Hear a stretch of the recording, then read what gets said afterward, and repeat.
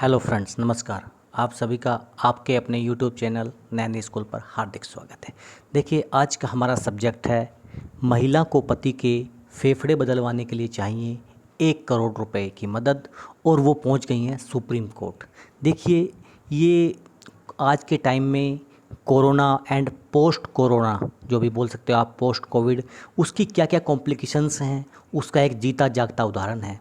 But इसमें एक चीज़ आपको और सीखने को मिलेगी कि महिला ने सुप्रीम कोर्ट में गुहार लगाई है कि उसकी मदद के लिए पीएम केयर फंड, देखिए ये सबको याद होगा, आपका पीएम केयर फंड बनाया गया था जिसमें हमें सबको ये बोला गया था कि देश के लिए आप कुछ ना कुछ ऐसा कीजिए, डोनेट कीजिए जिससे देश की आप अच्छे से, जैसे सभी को वैक्सीन मिल रही है उस केयर फंड से, या जो भी है, मतलब देश के लिए एक पॉजिटिव हो रहा है। तो वही यहाँ पर अब जब देश को रिक्वायरमेंट थी तो लोगों ने वहाँ पे डोनेशन दिया। अब अगर वहाँ पे इस चीज़ में चलते लोगों के पास ऐसी कंडीशन आ जाती है कि हमें उस पैसे का कुछ यूज़ करने के लिए मौका मिल जाए, तो उसी से जुड़ी हुई ये पूरी की पूरी याचिका है जिसमें पीएम केयर फंड से कुछ पैसों की डिमांड, या मैं बोलूँ कुछ पैसों की हेल्प की डिमांड की गई है।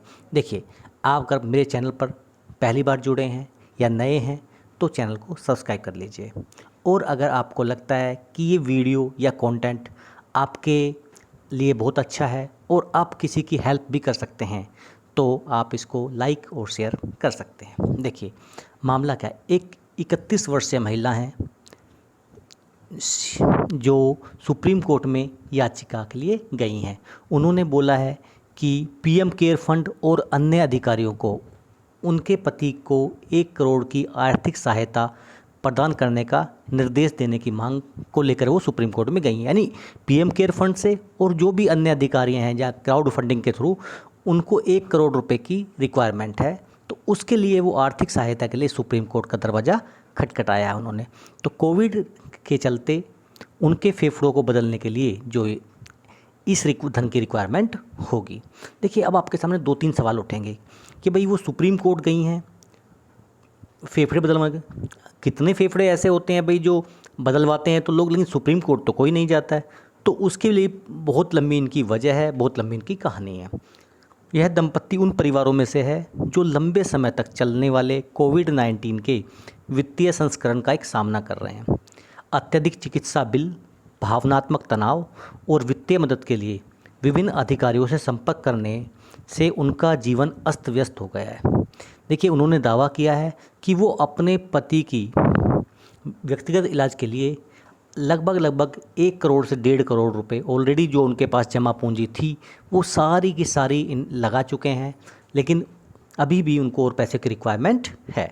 तो देखिए, न्यायमूर्ति एल नागेश्वर राव और न्यायमूर्ति अनिरुद्ध बोस की पीठ ने याचिकाकर्ता के वकील से पूछा कि क्या वे सरकार से एक निजी अस्पताल में खर्च की जा रही पूरी राशि की प्रतिपूर्ति मांग रहे हैं। भाई, जितना आपका हॉस्पिटल बिल लगा, जितना भी आपका प्राइवेट हॉस्पिटल में खर्चा हुआ, क्या आप वो पैसा मांग रहे हैं? तो वकील ने स्पष्ट किया कि मामला प्रतिपूर्ति के बारे में नहीं है, बल्कि वित्तीय सहायता की मांग कर रहे हैं, फाइनेंशियल असिस्टेंस की मांग की जा रही है।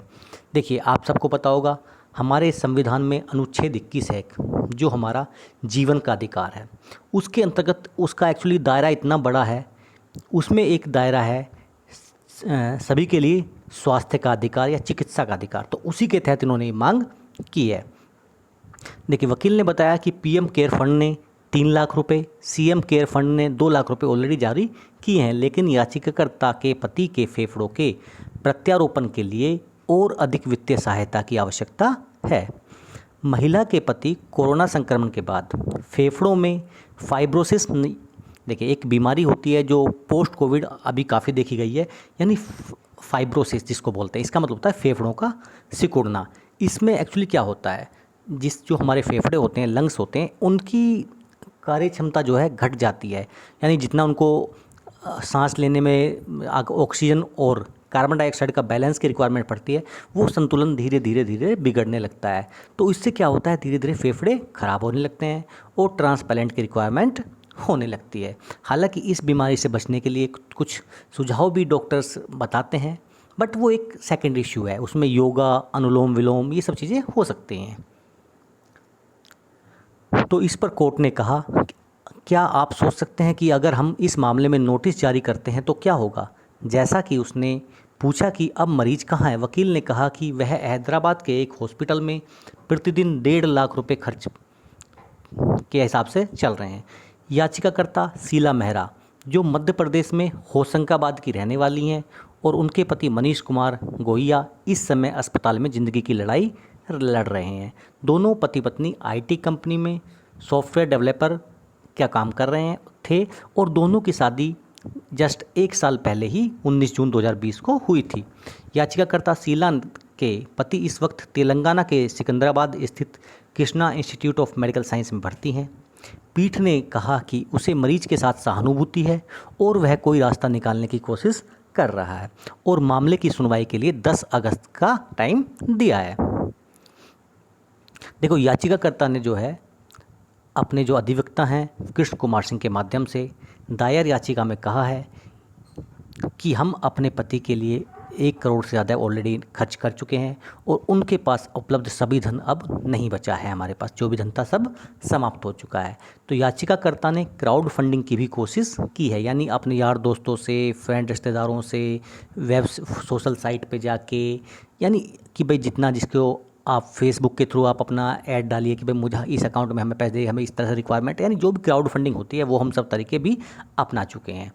मेहरा ने याचिका में कहा कि वित्तीय बाधाओं के कारण किसी का भी जीवन अंत नहीं होना चाहिए। देखिए, फाइनेंशियल असिस्टेंस की वजह से, यानी पैसों की वजह से कोई आदमी नहीं मरना चाहिए, और यही हमारे संविधान का जो अनुच्छेद 21 है कहता है कि जीवन का अधिकार वो सभी के लिए होना चाहिए। उन्होंने जोर देकर कहा कि संकट की स्थिति में लोगों को राहत प्रदान करने के लिए पीएम केयर फंड एक राष्ट्रीय प्रयास है या होना चाहिए। यानी उनका मेन जोर जो था वो ये था कि भाई जब जिसको रिक्वायरमेंट हो, अगर हमारे पीएम केयर फंड में पैसा है वो इसी चीज़ के लिए है कि लोगों की हेल्प की जाए, तो उस पैसे का एक राष्ट्रीय प्रयास होना चाहिए, उस पैसे से उन लोगों की मदद की जाए।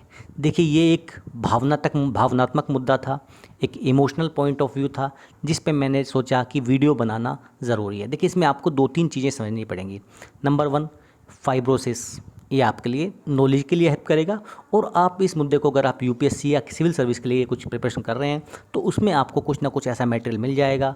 फाइब्रोसिस क्या होता है। सेकंड, पीएम केयर फंड्स का यूटिलाइजेशन कहाँ कहाँ किया जा सकता है, आपको इसमें सुप्रीम कोर्ट का गाइडेंस मिल जाएगा। और उसके बाद क्राउड फंडिंग क्या होता है, आर्टिकल 21 क्या कहता है। ये सब क्वेश्चंस ऐसे हैं जो इस चीज़ से जुड़े हुए हैं। अगर मुझे लगता है कि आपको ये वीडियो पसंद आई तो आप कमेंट बॉक्स में ज़रूर करिएगा। फिर मिलेंगे। जय हिंद, जय भारत।